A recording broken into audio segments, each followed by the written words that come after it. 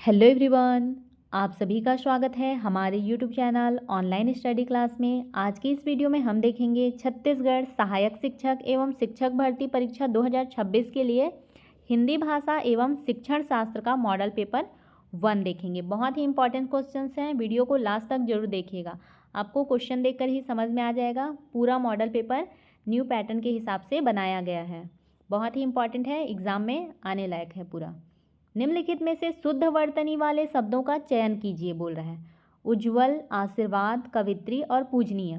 तो इसमें से शुद्ध वर्तनी वाला शब्द है उज्ज्वल और कवित्री, ये दोनों शुद्ध हैं। आशीर्वाद में क्या मिस्टेक है, इसमें सा में बड़ी की मात्रा होता है और पूजनीय में आधा जा नहीं होता है, पूजा ना में बड़ी होता है और या। तो इसमें से जे और एल सही है। राइट आंसर है ऑप्शन नंबर ए, केवल जे और एल सही हैं। व्याख्या देखते हैं। उज्ज्वल और कवित्री शुद्ध वर्तनी वाले शब्द हैं। आशीर्वाद का शुद्ध रूप क्या है, ये आशीर्वाद ऐसे लिखा जाता है, और पूजनीय का शुद्ध रूप है पूजनीय। इन दोनों को याद रखना है। क्वेश्चन नंबर 2 है, निम्नलिखित को सही क्रम में सुमेलित कीजिए बोल रहे हैं। तत्सम, तत्सम का क्या है, इसमें से कपाट, किवाड़, खिड़की, अलमारी क्या है, कपाट, ये तत्सम रूप में है। तद्भव किवाड़, देशज खिड़की और विदेशी क्या है, अलमारी। अलमारी शब्द क्या है, विदेशी शब्द है।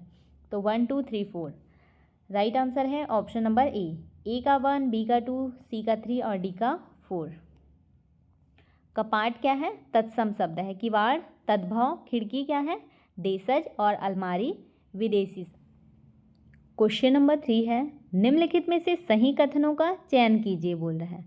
जो विधि के अनुकूल हो वैध अव्ययी भाव समास दिया हुआ है, ये क्या है, गलत है। तीनों भुवनों का समूह त्रिभुवन, 3 भुवनों का समूह को क्या कहा जाता है, त्रिभुवन, और ये क्या है, द्विगु समास है, सही है ये। निशा में विचरण करने वाला, निशाचर, बहुब्रीहि समास, ये भी सही है। इसमें से के और एल सही है। राइट आंसर है इसका ऑप्शन नंबर सी, केवल के और एल। व्याख्या है, त्रिभुवन में पहला पद क्या है, संख्यावाचक होने के कारण, ये क्या है, संख्यावाचक है, इसके कारण क्या है, ये द्विगु समास है। निशाचर में अन्य पद का अर्थ प्रधान होने के कारण ये क्या है, बहुब्रीहि समास है। क्वेश्चन नंबर 4 है, यह बालक बहुत होशियार है। इस वाक्य में यह और बहुत क्रमशः है। यह क्या है, यह है, इसमें यह बालक बहुत होशियार है बोल रहे हैं, मतलब ये सार्वनामिक विशेषण है। और बहुत क्या है, इसमें बहुत मतलब प्रविशेषण। तो क्या हो जाएगा इसका right answer option number b, सार्वनामिक विशेषण और प्रविशेषण। यह क्या है, यह शब्द है सार्वनामिक विशेषण और बहुत क्या है, प्रविशेषण है। क्यों है देखते हैं। यह संज्ञा बालक के पहले आकार उसकी ओर संकेत कर रहा है। यह किसकी ओर संकेत कर रहा है, बालक के पहले आकार उसकी ओर संकेत कर रहा है, इसलिए यह क्या है, सार्वनामिक विशेषण है। और बहुत क्या है, विशेषण होशियार की विशेषता, मतलब होशियार की विशेषता बता रहे हैं। होशियार है लेकिन क्या है, बहुत है, इसलिए वो क्या है, प्रविशेषण हो जाएगा। सार्वनामिक विशेषण और प्रविशेषण। क्वेश्चन नंबर 5 है, राम ने रावण को बाण से मारा। यह एक उद्देश्य और एक विधेय वाला सरल वाक्य है, सही है। कथन में क्या बोला गया है, राम ने रावण को बाण से मारा बोल रहे हैं, तो यह एक उद्देश्य और एक विधेय वाला सरल वाक्य है। कारण देखते हैं, जिस वाक्य में मुख्य क्रिया एक ही होती है उसे सरल या साधारण वाक्य कहते हैं। इसमें एक ही क्रिया हो रही है ना, सही बोल रहा है ये भी। राइट आंसर है ऑप्शन नंबर ए और आर दोनों सत्य है तथा आर ए की सही व्याख्या है। वाक्य में मुख्य क्रिया मारा एक ही है, इसलिए यह क्या है, सरल वाक्य है। क्वेश्चन नंबर 6 है, बच्चे भाषा का अर्जन किस प्रकार करते हैं। व्याकरण के नियमों को कंठस्थ करके, परिवेश में उपलब्ध भाषा को सहज और स्वाभाविक रूप से आत्मसात करके, केवल भाषा प्रयोगशाला में अभ्यास करके, या फिर पाठ्य पुस्तक के अभ्यास प्रश्नों को हल करके। तो इसका राइट आंसर है ऑप्शन नंबर बी, परिवेश में उपलब्ध भाषा का सहज और स्वाभाविक रूप से क्या करके, आत्मसात करके भाषा अर्जन करते हैं। व्याख्या में बोला गया है भाषा अर्जन एक स्वाभाविक एवं अनौपचारिक प्रक्रिया है।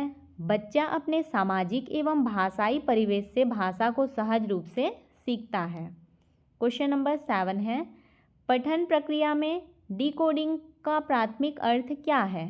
डिकोडिंग का प्राथमिक अर्थ पूछा है लिखे हुए अक्षरों या फिर प्रतीकों को पहचान कर उनकी ध्वनियों में बदलना, पुस्तक को तेज आवाज़ में पढ़ना, कठिन शब्दों के अर्थ को शब्दकोश से देखना या फिर सुंदर अक्षरों में सुलेख करना।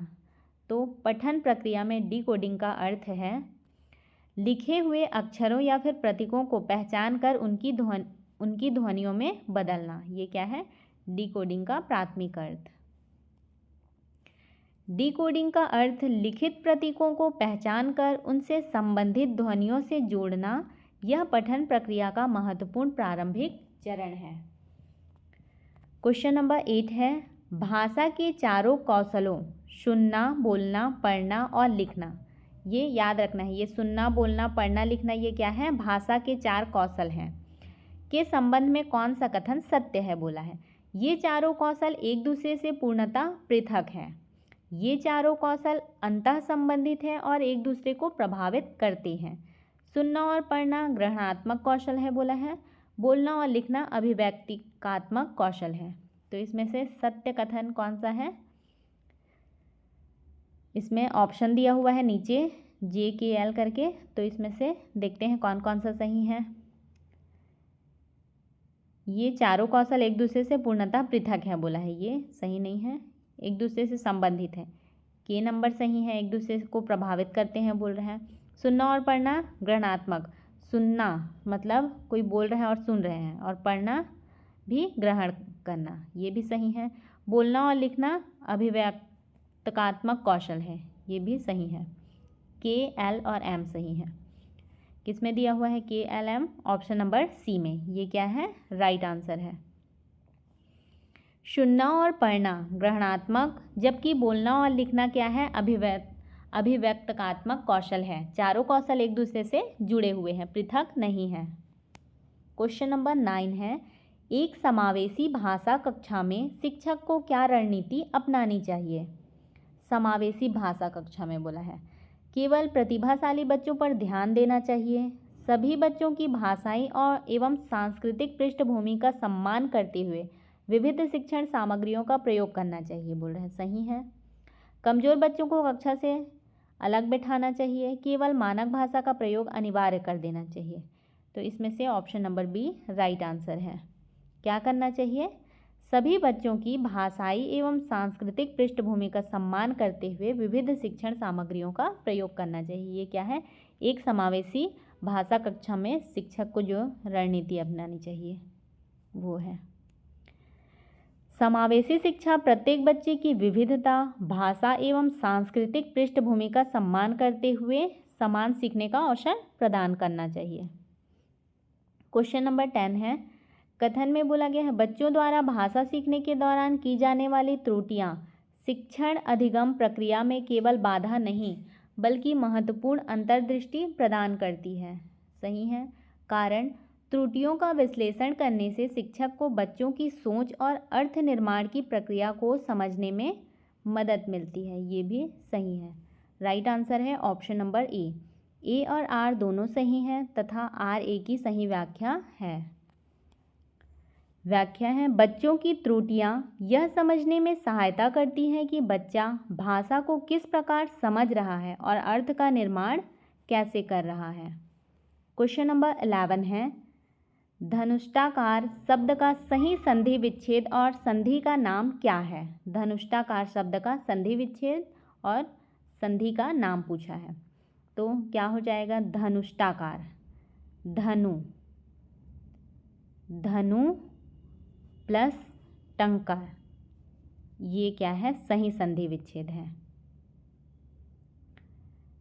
और ये कौन सा संधि है, धनुष्टाकार विसर्ग संधि है। किसमें दिया हुआ है ऑप्शन नंबर B धनु प्लस टंकार विसर्ग संधि, ये क्या है राइट आंसर है ऑप्शन नंबर B। विसर्ग के बाद ट या फिर ठ आने पर विसर्ग का परिवर्तन होकर सा हो जाता है। यहाँ पे हुआ है धनु प्लस टंकर का धनुष्टाकार हो गया है, सा बन गया है, हो जाता है। अतः यह क्या है, विसर्ग संधि का उदाहरण है। क्वेश्चन नंबर 12 है, भालू नाच दिखाता है, इस वाक्य में कौन सा कारक है? कर्ता कारक, कर्म कारक, करण कारक या फिर संबंध कारक? तो भालू नाच दिखाता है, ये क्या है, कर्म, कर्म कर रहा है, नाच दिखा रहा है, तो ये क्या है, कर्म कारक है। नाच यहाँ क्रिया का कर्म है। इस वाक्य में कर्म का चिन्ह प्रत्यक्ष रूप से नहीं आया है, इसलिए इसे शून्य चिन्ह वाला कर्म माना जाता है। क्वेश्चन नंबर 13 है, युद्ध में शहीद हो जाना अर्थ को व्यक्त करने वाला सही मुहावरा है। जान पर खेलना, अंगारों पर लौटना, लड़ाई में खेत आना, अन्न जल उठाना। राइट आंसर है इसका ऑप्शन नंबर सी, लड़ाई में खेत आना। ये क्या है, युद्ध में शहीद हो जाना अर्थ को व्यक्त करने वाला मुहावरा है, लड़ाई में खेत आना। खेत आना या फिर लड़ाई में खेत रहना का अर्थ युद्ध भूमि में शहीद होना है। क्वेश्चन नंबर 14 है, लोकोक्ति के संबंध में सही कथनों का चयन कीजिए बोल रहा है। इसका अर्थ व्यापक और लाक्षणिक होता है। लोकोक्ति के संबंध में है ये, तो इसका अर्थ व्यापक और लाक्षणिक होता है, सही है। यह एक स्वतंत्र वाक्य होती है, ये भी सही है। यह केवल वाक्यांश और पदबंध होती है बोल रहे हैं, ये गलत है। जे और के सही हैं, किसमें दिया हुआ है, ऑप्शन नंबर ए में, केवल जे और के, ये क्या है, राइट आंसर है। लोकोक्ति सामान्यतः पूर्ण एवं स्वतंत्र वाक्य के रूप में प्रयुक्त होती है, जबकि मुहावरा क्या है, वाक्यांश है। लोकोक्ति वाक्यांश नहीं है, ये स्वतंत्र वाक्य है और पूर्ण होता है ये। क्वेश्चन नंबर 15 है, पतिव्रता शब्द में कौन सा समास है? संबंध बहुब्रीहि, अधिकरण बहुब्रीहि, अपादान बहुब्रीहि, करण बहुब्रीहि। राइट आंसर है ऑप्शन नंबर ए, संबंध बहुब्रीहि। पतिव्रता शब्द में कौन सा समास है? संबंध बहुब्रीहि। पति ही है व्रत, पति ही है व्रत जिसका, यहाँ जिसका संबंध कारक का बोध कराता है, इसलिए यह संबंध क्या है, बहुब्रीहि समास है। क्वेश्चन नंबर 16 है, पूछने योग्य वाक्यांश के लिए एक उपयुक्त शब्द है। पूछने योग्य, द्रष्टव्य, कर्तव्य, प्रष्टव्य या फिर खेचर। तो इसका राइट आंसर क्या हो जाएगा, ऑप्शन नंबर सी, प्रष्टव्य। पूछने योग्य क्या है, प्रष्टव्य। देखने योग्य बोला रहता तो दृष्टव्य। जो पूछने योग्य हो उसके लिए प्रष्टव्य शब्द का प्रयोग किया जाता है। क्वेश्चन नंबर 17 है, महानदी शब्द संज्ञा के किस भेद के अंतर्गत आता है? जातिवाचक संज्ञा, व्यक्तिवाचक संज्ञा, समूहवाचक संज्ञा या फिर भाववाचक संज्ञा। राइट आंसर है इसका ऑप्शन नंबर बी, व्यक्तिवाचक संज्ञा। महानदी शब्द संज्ञा के किस भेद के अंतर्गत आता है? व्यक्तिवाचक संज्ञा के अंतर्गत। क्यों आता है? नदी क्या है, नदी शब्द ये जातिवाचक संज्ञा है, लेकिन महानदी क्या है, व्यक्तिवाचक। क्यों? क्योंकि महानदी किसी विशिष्ट नदी का नाम है, इसलिए यह क्या है, व्यक्तिवाचक संज्ञा है। क्वेश्चन नंबर 18 है, निम्नलिखित में से कौन सा शब्द पुल्लिंग नहीं है बोला है? अध्याय, क्रोध, प्रार्थना, वचन। तो इसमें से पुल्लिंग कौन सा नहीं है? इसमें से प्रार्थना, एल नंबर, ये क्या है, पुल्लिंग नहीं है। अध्याय, क्रोध और वचन ये तीनों पुल्लिंग है। नीचे में और भी ऑप्शन दिया हुआ है, तो क्या हो जाएगा, option number B, right answer. केवल एल, ये क्या है, केवल एल पुल्लिंग नहीं है। प्रार्थना क्या है, स्त्रीलिंग शब्द है, जबकि अध्याय, क्रोध और वचन पुल्लिंग शब्द है। क्वेश्चन नंबर 19 है, मैंने उसे रुपए दिए, इस वाक्य में काल का कौन सा भेद है? मैंने उसे रुपए दिए, सामान्य वर्तमान काल, संभाव्य वर्तमान काल, सामान्य भूतकाल, आसन्न भूतकाल। राइट आंसर है ऑप्शन नंबर सी, सामान्य भूतकाल है। मैंने उसे रुपए दिए बोल रहे हैं, तो ये क्या हो जाएगा, सामान्य भूतकाल। वाक्य में कार्य के भूतकाल में सामान्य रूप से पूर्ण होने का बोध हो रहा है, इसलिए यह क्या है, सामान्य भूतकाल है। क्वेश्चन नंबर 20 है, अर्थ के आधार पर वाक्य के कितने भेद होते हैं? अर्थ के आधार पर पूछा है, 6, 8, 4 और 9। राइट आंसर है ऑप्शन नंबर बी, 8। अर्थ के आधार पर वाक्य के कितने भेद होते हैं? 8। 8 भेद होते हैं। अर्थ के आधार पर वाक्य के 8 प्रमुख भेद माने जाते हैं। कौन कौन से हैं देखते हैं। विधानवाचक, निषेधवाचक, प्रश्नवाचक, विस्मयादिबोधक, आज्ञावाचक, इच्छावाचक, संदेहवाचक और संकेतवाचक। ये 8 भेद हैं वाक्य के। क्वेश्चन नंबर 21 है, वह पेड़ उग आया है जो तुमने लगाया था। यह किस प्रकार का वाक्य है। सरल वाक्य, संयुक्त वाक्य, मिश्र वाक्य या फिर इच्छार्थक वाक्य।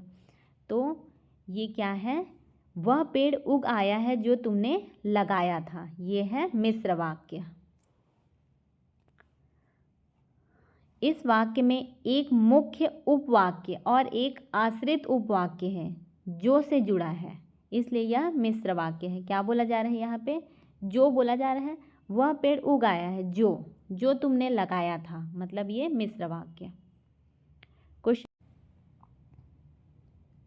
क्वेश्चन नंबर 22 है, बच्चों में भाषा अर्जन की क्षमता के संबंध में नोम चॉम्स्की का क्या विचार है।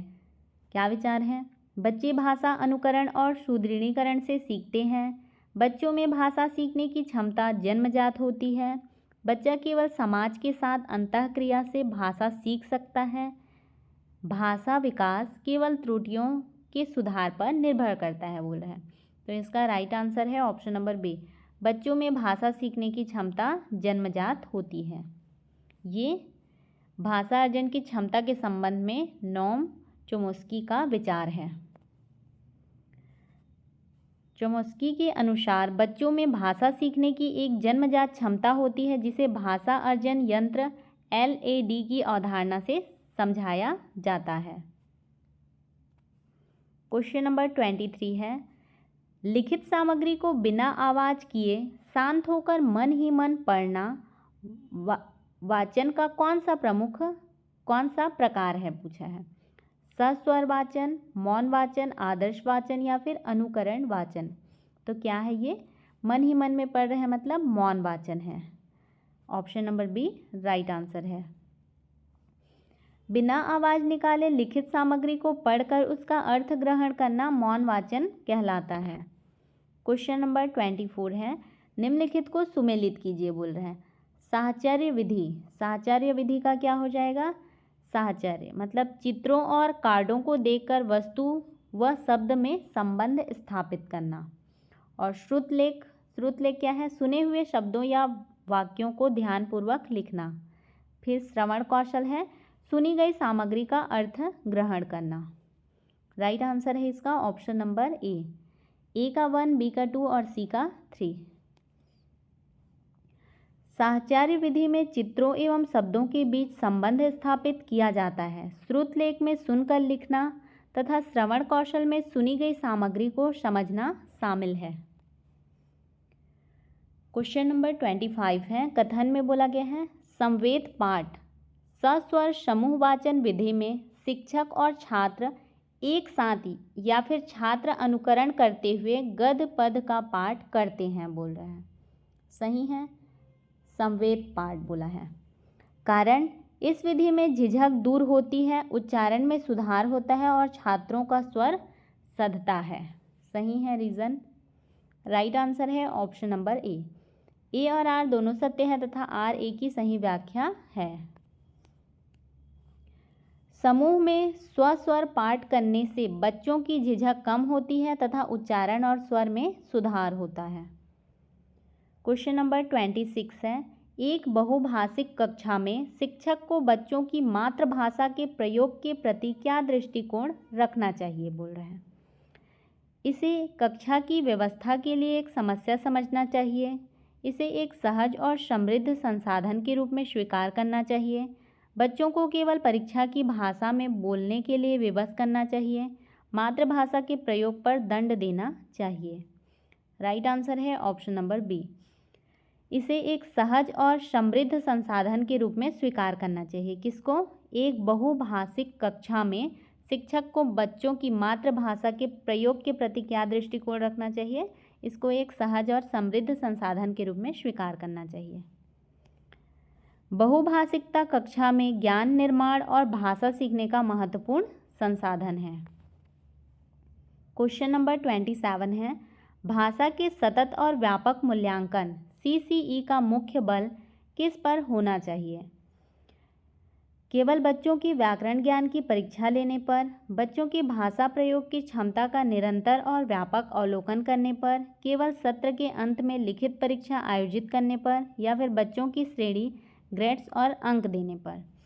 तो इसका राइट आंसर क्या है? ऑप्शन नंबर बी, बच्चों की भाषा प्रयोग की क्षमता का निरंतर और व्यापक अवलोकन करने पर। ये क्या है? सतत और व्यापक मूल्यांकन CCE किस पर मुख्य बल होना चाहिए पूछा है, तो भाषा प्रयोग की क्षमता का निरंतर और व्यापक अवलोकन करने पर। भाषा मूल्यांकन का उद्देश्य केवल व्याकरण या अंक जांचना नहीं है, बल्कि बच्चे की भाषा प्रयोग क्षमता और उसके विकास को समझना होना चाहिए, समझना होना चाहिए बोल रहे हैं। मतलब कि बच्चा किस प्रकार से भाषा प्रयोग कर रहा है, उसकी क्षमता को समझना चाहिए और किस प्रकार से उसका विकास हो रहा है।